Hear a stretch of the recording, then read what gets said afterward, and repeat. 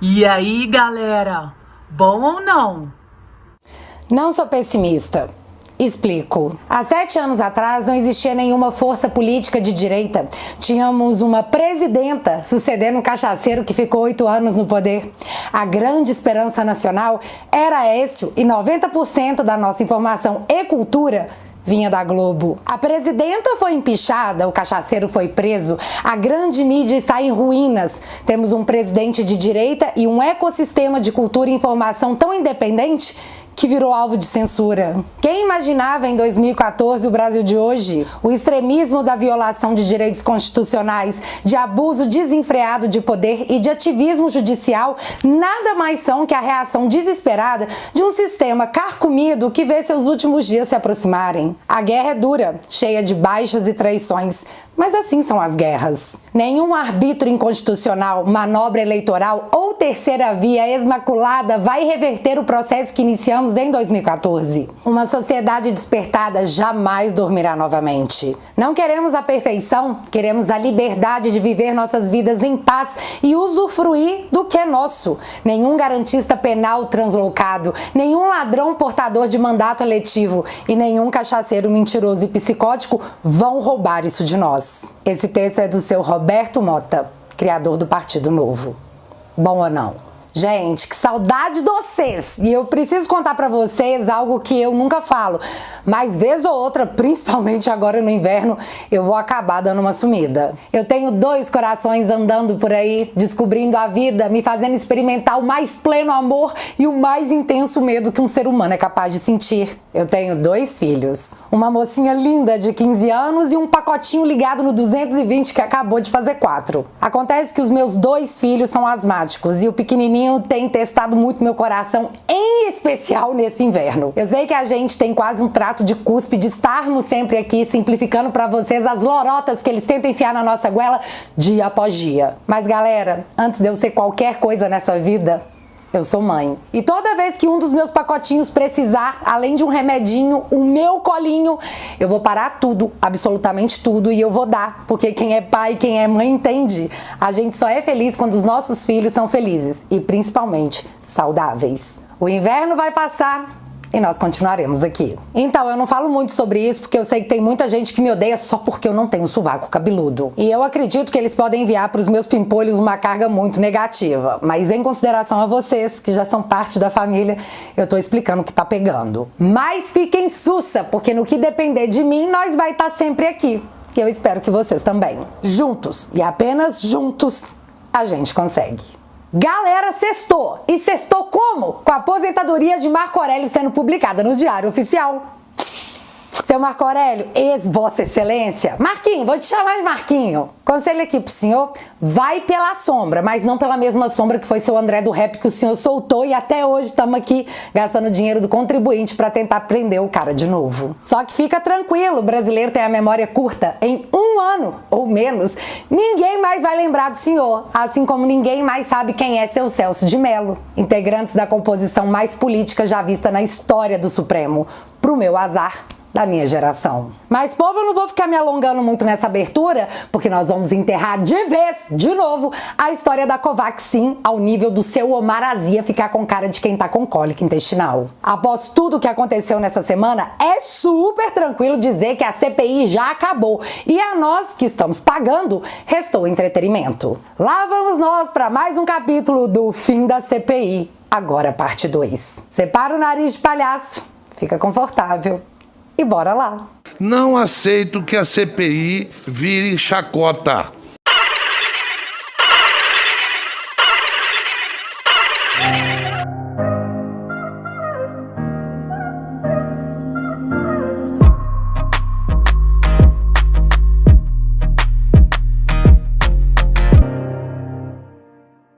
Galera, porque eu continuo acreditando que só o conhecimento salva e só a informação liberta, eu vou continuar meu papel aqui de te dar meios de reagir aos tapas na cara que a nossa democracia tem nos dado. E como às vezes, apenas por não termos conhecimento, nós não enxergamos as reações. A indicação de hoje é como a luta não violenta funciona e autolibertação. E aqui você vai entender como é tão fácil não precisar pagar de lutador de MMA para instaurar uma repressão silenciosa, quase imperceptível.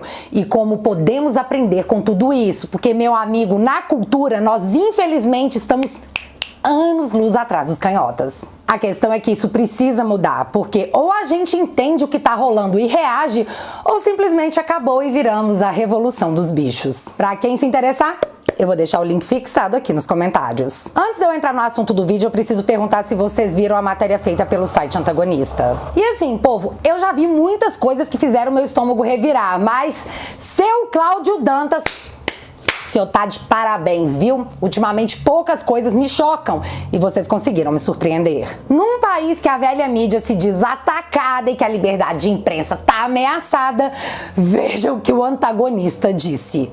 Abre aspas. Alguns países, como o Haiti, por exemplo, são mais desenvolvidos que o Brasil. Lembrando que essa semana o presidente do Haiti foi enviado para a terra do pé junto em sua própria casa. Ainda não chegamos nesse nível de engajamento político e vamos ter que esperar as urnas eletrônicas em 2022 para cancelar o CPF do presidente. Fecha aspas. Não chegamos ainda no engajamento político do Haiti, numa semana que o presidente do Haiti foi mandado para ver Jesus mais cedo. O que o Antagonista quis insinuar com isso? Isso é a imprensa livre? E você sabe o que é pior? Quando o presidente enche o saco e responde a esses infelizes: ai, estamos sendo atacados, livre, imprensa livre. Gente, olha o nível que a velha mídia chegou. E depois, na cara mais lavada do mundo, eles os acusam de espalhar o ódio. O negócio que tem aquela, né? Acuse-os do que você faz, chame-os do que você é.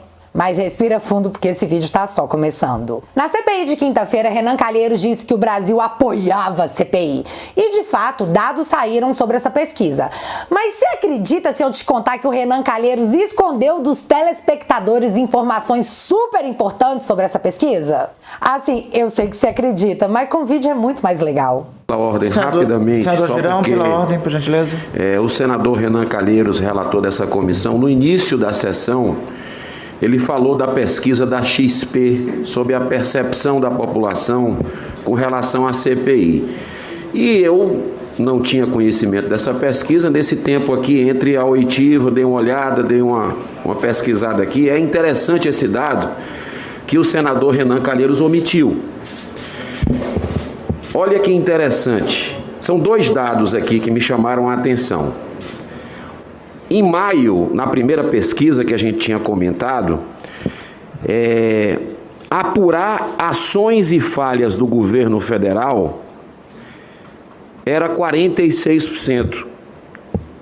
E eu discordo disso aqui, porque eu acho que a gente tem que investigar. Caiu para 39%. Talvez pela condução parcial que a população está vendo do relator. Mas eu repito, acho que temos que investigar nessa comissão. Agora, o fato que mais me chamou a atenção, olha que detalhe interessante, que essa comissão, senador Renan Calheiros, pode dar a volta por cima se fizer isso.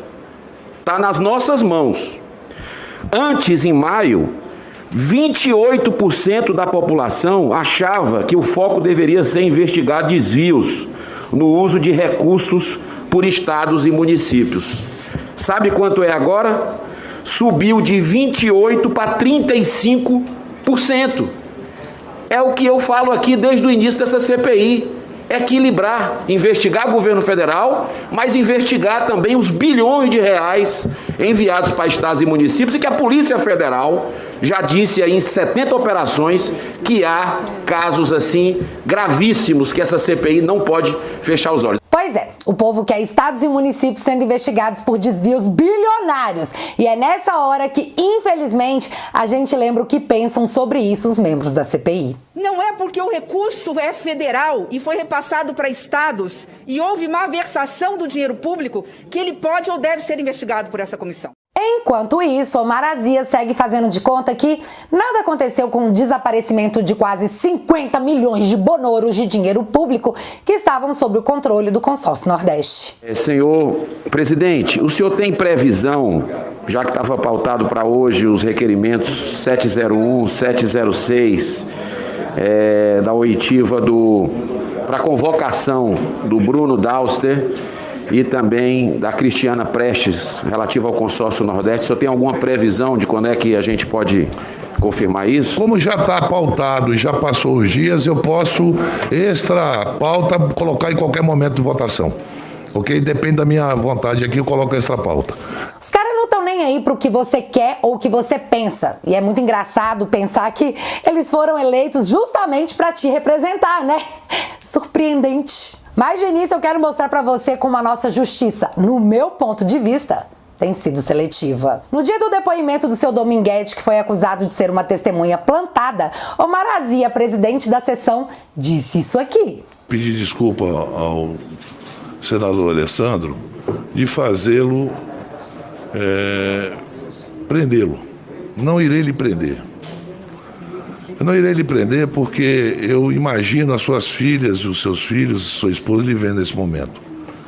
Aquilo que a gente não quer pra gente, a gente não deseja pros outros. Ah não, gente, que bonitinho, que gracinha. Seu Omar tem um coração tão bom, né? Alessandro Vieira pediu a prisão do cara, mas o seu Omar disse que não vai enjaular porque ele tem família. Esse é o critério. Deveria te prender, mas não vou te prender porque você tem família. Ah, e a continuidade dessa conversa é o Omar perguntando pro Dominguete se ele realmente acreditava nesse tal de Cristiano, porque, né? O cara é estranho, situação estranha, Cristiano que te meteu nesse negócio todo. Mas enfim, aí nós temos que entender o que levou Omar Aziz a mandar o Roberto Dias pro TEJ preso. Seu Roberto tava lá dando a versão dele dos fatos, mas na mesma hora, tipo, uma hora super conveniente, meu Deus, como isso aconteceu? O antagonista e a CNN divulgaram um áudio do seu Dominguete, aquele que o Omar não quis prender porque tem família, dizendo que o encontro do Roberto Dias e do Dominguete estava combinado. Os senadores tocaram esse áudio e na mesma hora aconteceu. TEJ preso, pode levar, achou ruim, me processa. Isso que está acontecendo não vai acontecer mais. E todo depoente que estiver aqui, que achar que pode brincar, terá o mesmo destino dele. Ele que recorra na justiça, mas ele está preso e a sessão está encerrada. Mas vem cá, do nada o seu Omar Aziz decidiu acreditar plenamente no que disse alguém como o seu Dominguete. Já que você lembra, na audiência do próprio Dominguete, os caras queriam prender ele porque ele tava mentindo. Só que, do nada, meu Deus, Dominguete falou pra alguém que o negócio estava combinado e pronto, essa é a verdade absoluta do universo. O negócio é que parece que ninguém ali no Senado se deu ao trabalho de ver o que mais o seu Dominguete falava em conversinhas do Zap. Mas eu vi, fi. E vocês vão ver também. Em conversa com outra pessoa, nenhum dos envolvidos no nosso entretenimento, seu Dominguete disse: ministro da Saúde da Arábia Saudita já mandou pagar 200 milhões de doses.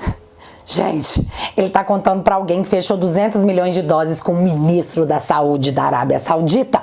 O cara é muito bichão, nu. Mas o engraçado é que quando ele foi questionado na CPI, ele disse que nunca teve nenhum processo milionário em que ele estivesse envolvido, nem de 1 milhãozinho. Sim, ele disse isso na CPI, porém no WhatsApp ele disse outra coisa. Mas, gente, isso pra mim nem é o melhor, porque em outra conversa ele mostra que ele não é o bichão da coisa toda. Ele mostra que ele é bruto, nervoso, que vem quicando que aqui a pipoca estoura na mão. A outra interlocutor, Dominguete, disse: acabamos de doar 20 milhões de seringas. Ganhei um passaporte diplomático da ONU hoje. Então, aquele cara colhidinho, se apossando do meu mineirês pra ser um cara simpático que todo mundo quer se ver uma mesa de café com bolo, disse na CPI que ele não era ninguém na fila do pão, que tava todo enrolado em dívida.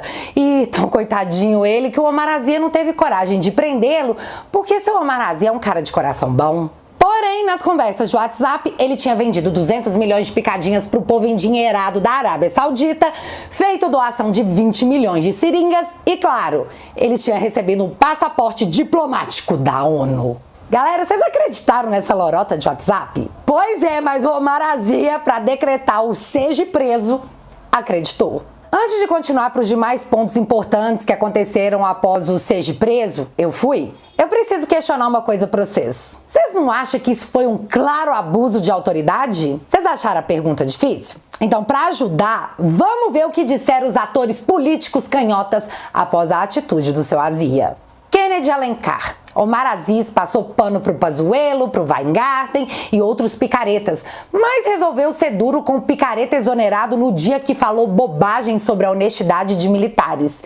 Dia ruim para a CPI. Omar Aziz não tem como voltar atrás, mas contribuiu para desmoralizar a CPI. Leandro Atush, e eu não sei se é assim que fala o nome dele. Não quero ser do contra, mas a decisão do Omar Aziz de mandar prender o tal Roberto Dias foi totalmente arbitrária. Os áudios do lobista Dominguete não provam nada. Ao contrário, não há áudio do Dias ou prova de que ele tenha pedido $1 por picadinha. Augusto Arruda Botelho, aquele advogado hipercanhota que era da CNN. Tenho sérias dúvidas sobre a legalidade da prisão em flagrante para crime de falso testemunho.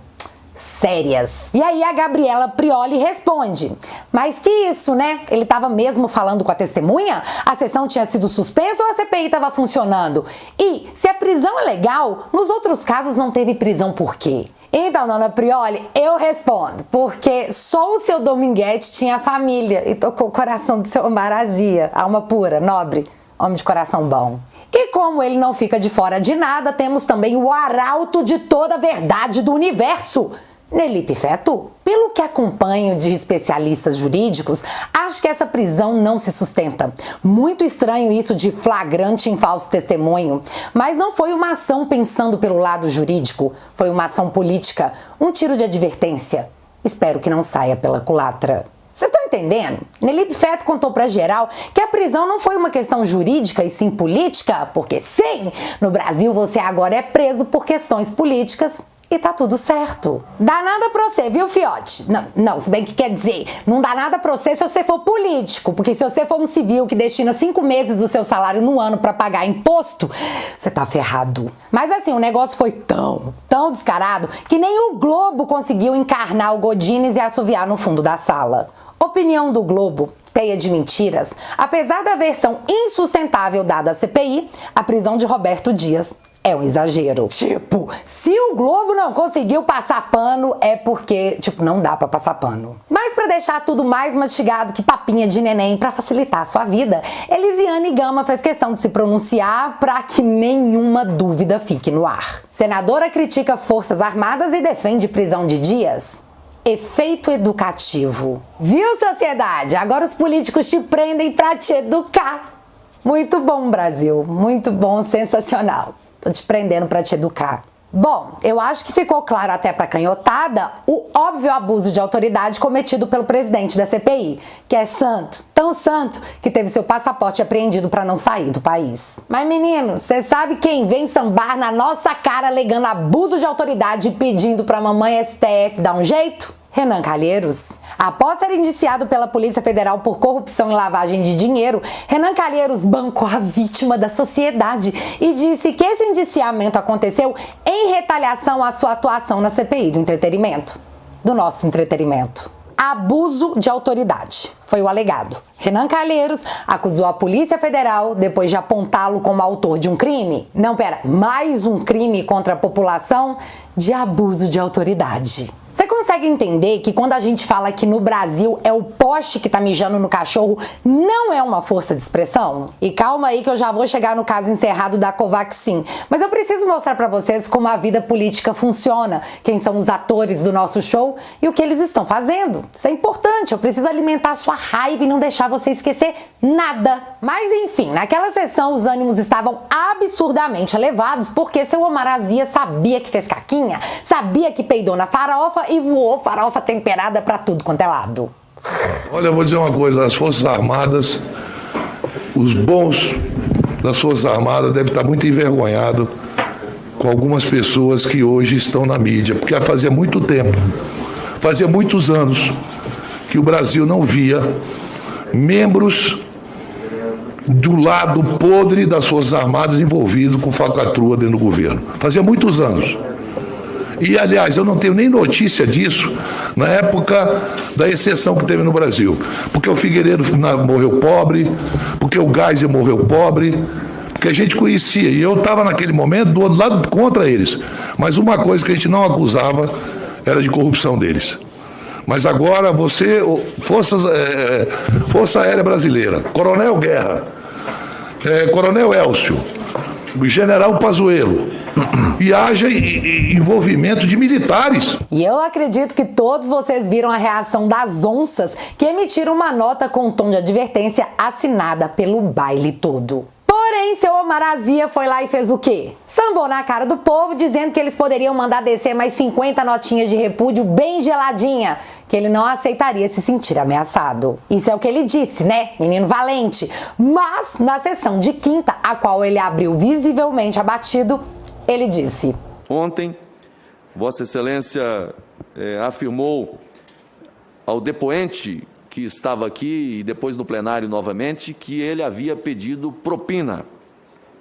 Disse na CPI e repetiu no plenário. Nós temos provas sobre isso? Onde está a evidência desta acusação? Onde está a prova desta acusação?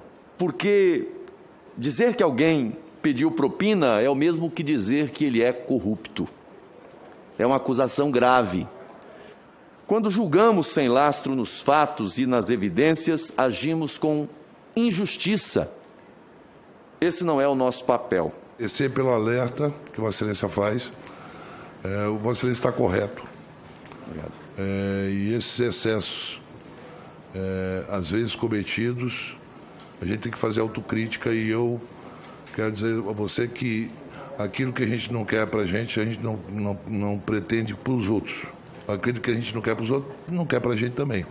Então, Vossa Excelência está correto e a gente vai se policiar bastante em relação a isso. Uai, gente, o cara que mandou descer mais 50 notinhas de repúdio diz agora que...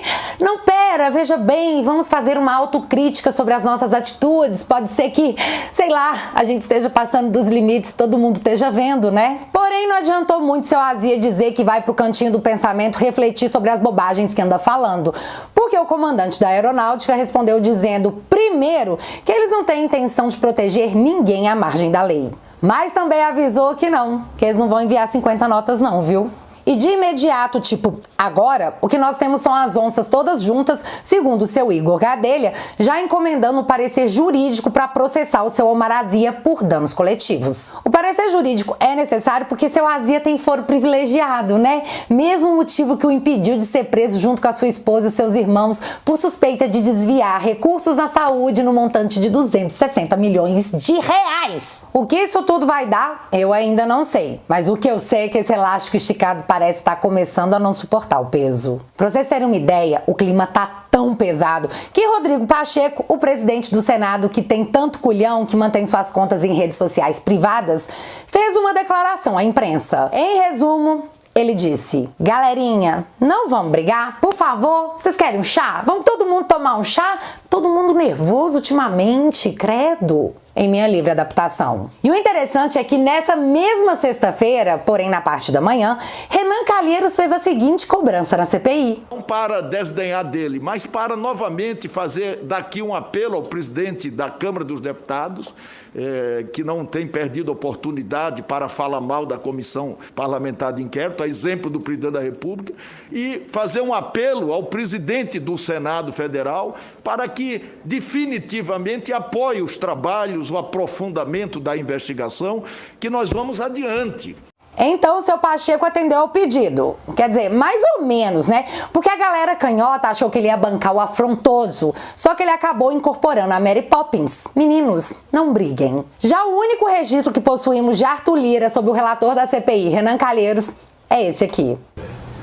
Velhaco é quem paga amante com dinheiro de empreiteiro envolvido na Lava Jato. Renan já traiu Collor, já traiu FHC, já traiu Dilma, já traiu Lula, já traiu Temer. É um professor na arte de mentir e de enganar. Está há 28 anos em Brasília, mentindo para a população de Alagoas. Não fez nada. A juiz eleitoral agora até mandou tirar do ar um programa que ele estava mentindo na única coisa que disse que fez por Alagoas.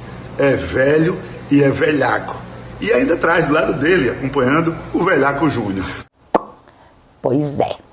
Mas tá, Covaxin. Os caras estão presos na narrativa da Covaxin porque a história de falta de picadinhas caiu. A história do gabinete paralelo não se sustentou. O blá blá blá da cloquinha continuou sendo um blá blá blá. O fato apegado agora é essa história do superfaturamento de uma compra que nunca aconteceu. Sim, o crime de superfaturar uma compra que nunca foi feita. E isso é muito a cara do Brasil. Ai, lembrei de uma coisa aqui muito engraçada, porque vocês já pensaram que poderia ter acontecido se a gente tivesse dado ideia para as ideias do conta-rato? Chegando ao ponto de falar que não comprou vacina pelo preço. Aqui nós temos que fazer uma reflexão muito grave. Quanto que vale uma vida humana? Porque por mais que qualquer laboratório impusesse qualquer cláusula, primeiro compra para depois discutir o contrato. Sim, ele queria primeiro que tudo fosse comprado e depois se olhasse o contrato. Eis o nosso senador da República. Mas então, eu poderia super resumir para vocês o que enterrou de vez essa narrativa que fez a dona Simone Tebet dizer que... tem fundamento aí esse Paranauê. Mas o Marcos Rogério só precisou de alguns minutinhos para mostrar que tudo que essa CPI tem é um monte de nada. E sim, o vídeo vai na íntegra. Qual a diferença entre a Proforma Invoice e a Commercial Invoice? Como eu havia explicado, a Proforma Invoice é um draft, né? Um documento que ainda pode ser modificado, dependendo de alguma alteração que o fornecedor venha a fazer, ou nós mesmo, o Ministério, solicitando alguma correção, eles mandam a Proforma Invoice. A Commercial Invoice é o documento definitivo, é aquele que vai acompanhar a carga vem de outro país. Então vem o documento físico com a carga, que é o documento que, se eu não me engano, eu não tenho expertise para poder afirmar isso, mas é o documento utilizado lá na aduana. O processo poderia avançar de alguma maneira com a Proforma Invoice até ao ponto de se autorizar a nota de importação e, posteriormente, no departamento que cuida da parte financeira, com a aprovação da Anvisa, se determinar o pagamento, ou teria que ser o documento Commercial Invoice? Na parte que me cabe, a Proforma Invoice atenderia aos pré-requisitos. Só que quando a gente submetesse a licença de a Anvisa para análise da licença de importação... Teria que ser a outra. A Anvisa ia pedir a Commercial Invoice. Ela pede um documento original e assinado para poder anuir o processo de... O que Vossa Senhoria acaba de dizer aqui desmonta mais uma narrativa daqueles que acusam o governo dentro dessa CPI, o tempo todo. Quando fez contato com a representante da empresa, quanto a esses erros formais da Proforma Invoice, em algum momento houve resistência negativa em se proceder à correção dessas informações? Não precisa nem terminar. Ela, de modo algum, o fornecedor se recusou a fazer, se negou a fazer qualquer correção. Você sentiu naquele momento que havia uma intenção deliberada para se manter, por exemplo, vou falar dos campos, a questão do pagamento antecipado. Houve resistência, houve argumentação, não vamos fazer, vamos... Não, ela até mandou um e-mail dizendo que era um erro, que ela notou esse erro, já pediu para corrigir, mas não foi corrigido. Olha isso, Brasil, vai vendo. Mas na terceira invoice veio corrigido. Vamos lá. Fica calmo, presidente, fica calminho, presidente. Fica calminho, presidente. Fica calminho, o relator também. Vamos lá. Vamos desmontando narrativas aqui, porque estão fazendo um carnaval em cima desses pontos, como se tivesse uma orquestração para se determinar o pagamento antecipado antes que a vacina chegasse e antes que a vacina fosse aprovada na Anvisa. Sim. Segundo ponto, em relação à quantidade, o relator disse aqui dias atrás que o governo queria pagar $150 por dose de vacina. Está nas notas taquigráficas, eu já denunciei isso aqui. Bom, mas no campo onde fala da quantidade, estava ali 300 mil e do lado você tinha uma embalagem com 5 ml, que corresponde a 10 doses. Isso na primeira invoice que você está falando? Na primeira, na segunda e na terceira veio do lado uma especificação de que aquelas 300 mil unidades corresponderiam a 3 milhões de doses. Tiveram que desenhar. É o mesmo dizer assim, olha, meia dúzia é igual, né? Tiveram que fazer isso. Ok, portanto, nunca houve equívoco com relação à quantidade de vacina e o preço que estava sendo cobrado. Outro ponto, com relação à questão do frete e a questão do seguro, porque numa das invoices veio embutido e isso impactou o preço final, que era 45 milhões de dólares, veio ali quase 46 milhões de dólares. Quando questionado sobre isso, a representante da empresa apresentou alguma resistência em fazer essa correção? Não. Para colocar o invoice de acordo com o contrato? Não, ela nunca apresentou resistência. Olha Tudo isso, que Brasil. foi pedido a ela disse, vou corrigir.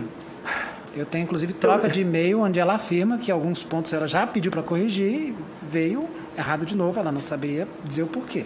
Bom, eu poderia ficar aqui perguntando sobre outros aspectos, mas eu vou poupar a CPI, vou até economizar tempo hoje, porque nos pontos que realmente interessa a essa CPI investigar e que são objeto de questionamento aqui, aliás, de pré-julgamento nessa CPI, todos esses pontos foram desmontados pela fala do senhor William, que não tem que fazer julgamento aqui em relação a outras questões, mas em relação ao que está no processo, se houve resistência, se houve negativa, se houve a intenção de manipular ali para colocar uma situação que ofendia o contrato, Vossa Excelência aqui nos traz esclarecimentos extremamente importantes e eu agradeço. Gente, só para encerrar esse caso, o depoente de hoje é um cara pago para identificar erros em documentos. E o trabalho dele só existe porque, de fato, erros acontecem. E quem disse isso aí foi o próprio depoente em resposta ao conta-rato. O senhor consegue estimar quantas vezes Vossa Senhoria viu algum tipo de erro ao longo de sua experiência profissional? Em proforma, em voz? Não consigo, é muitos. Tá. Mas justo nesse, que sabe, a gente deveria ter comprado antes e ver o contrato depois, existe má intenção, porque essa é a única coisa que eles têm. E é exatamente por esse motivo que eles não querem deixar o Ricardo Barros depor na CPI, que por sinal já foi até o STF pedir o direito de falar à comissão. E eu sinceramente não entendo isso, porque estão todos ali acusando o cara. Então o depoimento dele deveria ser o mais aguardado, o mais esperado. Porém, eles não deixam o cara falar. O negócio é que não é só o Ricardo Barros que está sendo privado de falar na CPI. O dono da Precisa também não. Eu suspeito que é porque se a narrativa cair mais um degrau do nada que eles já têm, qual seria a alegação para prorrogar a CPI? Seu Azia, eu te dou uma dica. Até rimou. Consórcio Nordeste, vai por essa linha, porque você vai precisar mais de 90 dias para tentar passar pano pro que os seus olhos teimam em não ver. E eu sei que eu deveria estar igual o presidente mandando um... Caguei pra CPI. Porque de fato é o que o nada merece. Mas eu vejo conexões da CPI com muitas coisas. E para encerrar esse vídeo, nós vamos falar delas. Primeiro, na CPI, o senador saltitante deixa bem claro que o povo encarcerado deveria ter mais prioridade nas picadinhas, mais até que o motorista de ônibus. O governo mandou retirar. Veja a reação. Qual a justificativa técnica apresentada pelo secretário executivo para a retirada da população carcerária? Não fui informado. Então o coronel Elcio Franco mandou retirar e não apresentou nenhuma justificativa técnica. Mas os presos já estão em isolamento. Desculpa a interrupção, mas os presos já estão em isolamento. Eu não acredito que eu ouvi isso do senhor. Mas eu estou reforçando. Eu não acredito que eu ouvi isso. Não tem que dar prioridade a preso, não. Para vacinação tem que dar prioridade à sociedade. Eles não têm contato com ninguém. Ele já está em isolamento. Não pede para ele ficar em isolamento. Ele já está em isolamento. Presidente, primeiro eu estou sendo interrompido pela reposição do meu tempo. Segundo, estou sendo interrompido por uma asneira absurda. Condenar pessoas à morte. É o que eu ouvi aqui. Que eu acho absurdo.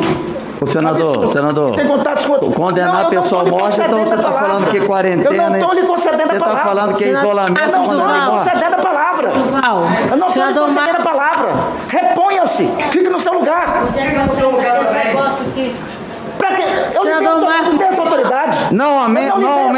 Senador Marcos Duval, Vossa Excelência aguarde o seu tempo de fala. Senador Marcos Duval, aguarde o seu tempo de fala, senador. Você e suas milícias, seja de rede social, seja de qualquer lugar.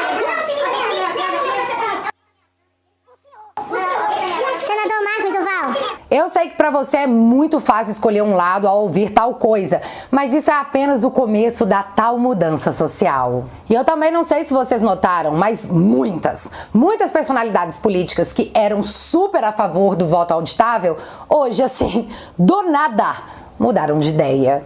A emenda constitucional e agora o projeto de lei em que tive a oportunidade de incluir a questão do voto impresso por ideia, proposta e trabalho do deputado Jair Bolsonaro, que no início desse debate talvez tenha sido um dos poucos deputados que acreditava que nós pudéssemos incluir na emenda constitucional e depois no projeto de lei que tive a oportunidade de também relatar. Então quero agradecer ao deputado Bolsonaro, agradecer ao plenário. A decisão de derrubar o veto do voto impresso é uma vitória da sociedade brasileira, que pode ter o direito, a partir das eleições de 2018, de recontar qualquer uma das urnas. Mas tem mais.